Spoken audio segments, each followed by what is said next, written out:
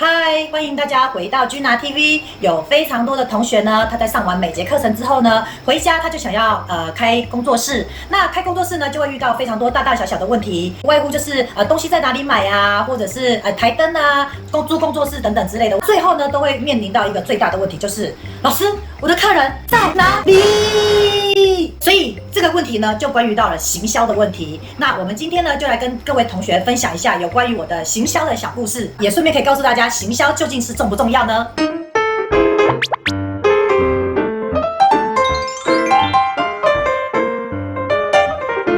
因为在我们这边上完课之后，就有非常多同学他想要创业，就会问我，就是我当初其实是怎么行销我自己的。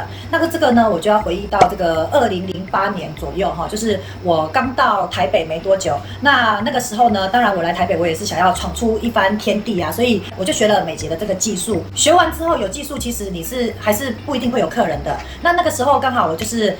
遇到我人生当中啊，就是一个很重要的贵人，他是一位龙总的感染科医师。那他帮我呢，就是在这个龙总的 BBS 站里面啊，帮我做了一个很初阶的行销，就是寻找美睫 model 这样子的过程呢，让我找到我前面的30到50个客人。那这个过程呢，我当然就是非常认真的练功啊，而且累积做客人的经验。本来是想要找30个客人，结果后来来了50个客人。那我也就是非常认真的去服务。但是在我等客人来到我的工作室的时候呢，其实我一直在想说，像我这样子一个在台北市某个巷子里面的顶楼5楼顶楼加盖这个样子的空间，到底是有什么人会认识我，有什么人会来找我呢？如果我这个找完这一群人之后，我到底该怎么办呢？所以我在等客人的同时呢，其实我就有一台我自己的小电脑，所以我每天都在上网搜寻网络上有任何跟美睫有关、美睫师有关的字眼，我通通都搜寻。这时候我就发现有人做部落格做得非常好，我就在想啊，这些人怎么可以部落格写得这么好，写到让我觉得很感动，我都想要让他做睫毛了。所以我就觉得，写部落格故事其实很重要，所以我就开始学习怎么去制作部落格，那怎么把故事写的就是让人家想要去找你。甚至我还为了学习写部落格，去装饰我的部落格，我还跑去了救国团去上如何制作部落格的课程。当然啦，就是因为我们缺乏，所以我们就去学习。那看你缺什么，我们就学什么这样。当然，我做部落格的同时呢，同样也有其他的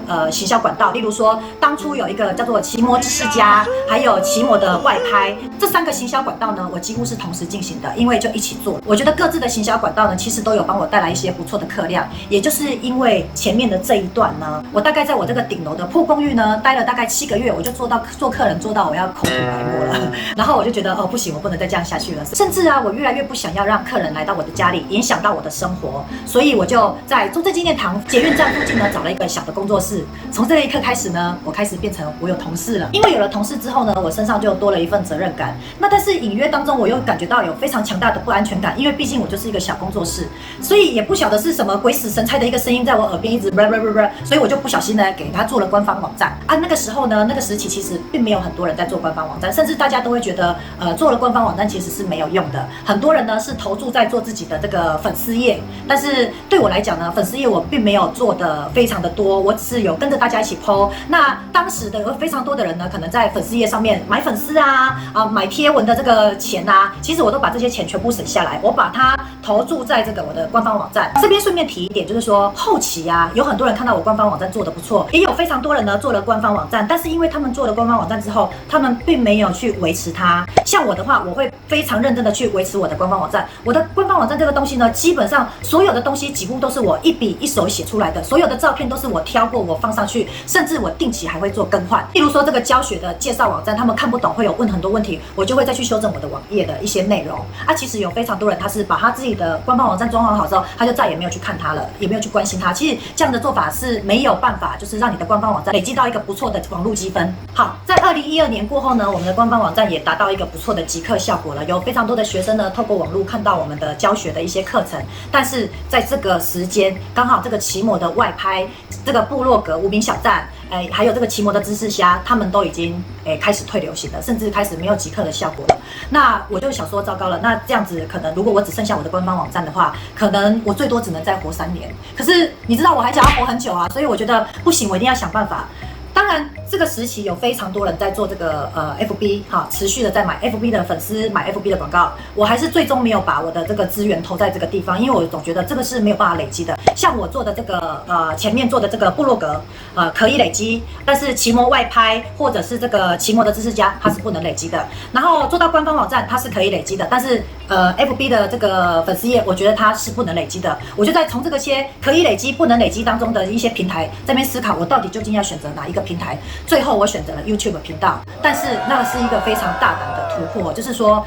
实际上它要经营真的是非常的困难，然后甚至你还要非常有毅力的去维持它，甚至你还要第一时间有办法接受到你很丑的那个嘴脸。学习做 YouTube 频道呢，这个真的是花掉我非常多的时间。大概在做我这个频道的前3年，其实我是没有成绩的，一直到后面几年才有真正我属于我自己风格的成绩出来。2018年开始，我们正式成立了我们自己的行销团队。那我们的长期合作配合到现在呢，很稳定的这个在拍摄我们的影片，一直到现在已经快要2022年了。当然未来我们也会继续拍下去啊，只是说这时候隐约我又有不安全感出现了。你看，就是鸡蛋不可以放在篮子的同一个概念啊。所以这下一步是什么呢？其实下一步我也不知道好，当然有很多人投入在 IG， 可是我